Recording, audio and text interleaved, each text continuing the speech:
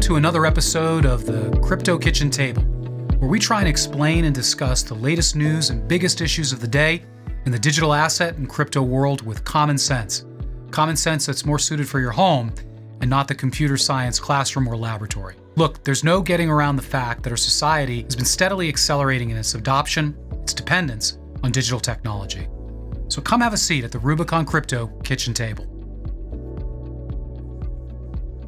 You know, I'll never forget my first experience with destination gaming.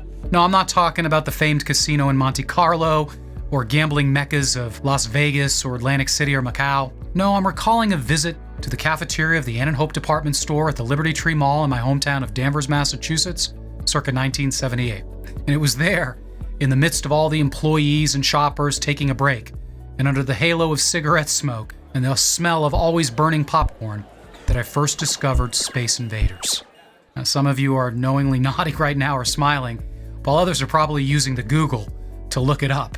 But for many, Space Invaders, followed in fairly rapid succession by Asteroids, Missile Command, Pac-Man, and my eventual favorite Centipede, ushered in what I have tongue-in-cheek described to you as destination gaming, also known as video arcades. They would spread like wildfire across the United States in the 1980s.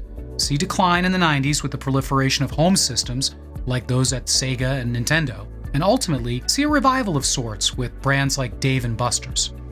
The reason I'm walking you down this personal memory lane of sorts is that these first video arcades built upon what the legalized gaming industry already had been refining to a science. Any cultural anthropologist worth their PhD will tell you the same. Early arcades were laboratories for understanding human behavior, especially in the younger people who were not allowed into casinos. The same neon destinations I think about so fondly from my teenage years were also laboratories for perfecting how to keep those quarters rolling into the game slots, how to keep you in the arcade longer, and how to get you to come back. Games were designed not just for artistic merit or creativity or gameplay, but with features and narratives that were designed purposefully to engage players in ways that ensured repeat business. From those primitive bygone days, we now live in a world where both game theory and gamification have found their way into everyday life in most legacy businesses. All this is not surprising. We don't just like games, human beings love games. What might be surprising, though, to many, is just how sophisticated the science and strategy behind the gamification of human life has now become. Now, the Oxford definition of gamification is as follows: the application of typical elements of gameplay, point scoring, competition with others, rule of play, to other areas of activity, typically as an online marketing technique, to encourage engagement with a product or service. Some of you have already been asking, what does this have to do with digital assets or cryptocurrencies or even Rubicon? Actually, quite a bit.